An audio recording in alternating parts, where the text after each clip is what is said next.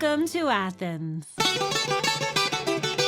One of the oldest and most captivating cities on Earth. Once the capital of ancient Greece, Athens is a place that touches all of us, all of humanity, because it was the birthplace of democracy, arts, science, philosophy, and of Western civilization itself.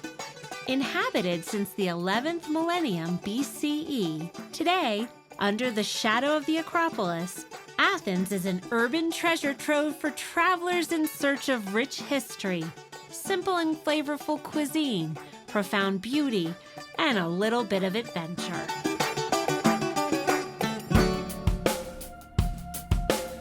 My first stop today is the awe-inspiring Acropolis, where I'm meeting tour guide Demetrius Siliangas.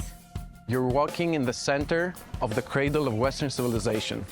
That's incredible. The Acropolis is an ancient citadel perched atop the city of Athens, home to the ever-impressive Parthenon. This archaeological site is the cornerstone of ancient Greek civilization. Built in the 5th century BC, it was the primary political and religious center in ancient Greece. Democracy, philosophy, theater, and freedom of expression were born right here. To this day, all that emerged from this hill provide the intellectual and spiritual foundation for the contemporary world. I think it's one of the most iconic places in the world. You see photos of the Parthenon everywhere, all the time, and it is incredible to be up here. It definitely is, but it's also the most important temple that we have from this glorious period, the classical age. Almost 20,000 people per day visit this site. It derives from the word Parthenos, that means virgin, as goddess Athena was a virgin goddess. The only people who had access to the inside of the temple, the interior, would be the high priests and high officials of the city. Imagine that all of these columns were pure white, the original color of this marble. I can just imagine it. There would be an altar where they would sacrifice ceremoniously animals like cattle and goats as well.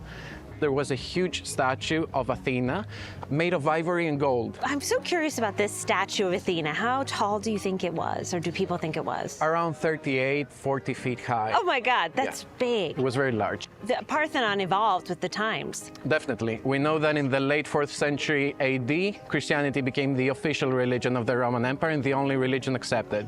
So this was a temple that was modified into a church dedicated to Virgin Mary. Afterwards, with the coming of the Ottomans in the 15th century, the church was modified into a mosque.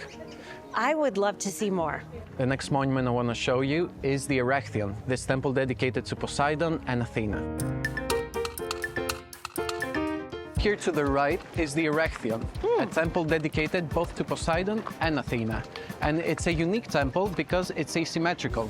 The highlight is definitely the Porch of Maidens. They're gorgeous. These were priestesses of a temple of Artemis. They were considered the most beautiful women in ancient Greece and the ones giving birth to the greatest warriors. Yeah, I think it's the second most important monument of the Acropolis.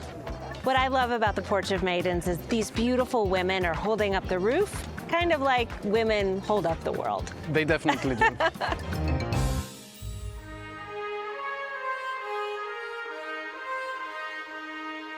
Here is the Odeon of Herodes Atticus. He was a governor of the region of Attica during the Roman times in the 2nd century AD. Amazing amphitheater. Whenever we have these series of arches stacked one on top of the other, we know that it's a building from Roman times. Think about the aqueducts, the Colosseum. I recognize them from my time in Italy.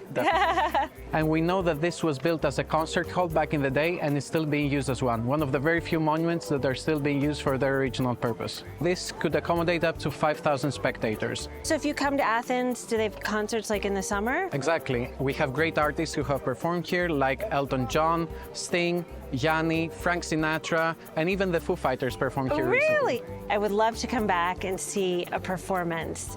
I know. This is the home of Plato and Socrates, and I feel a little bit smarter after our tour. That's the goal.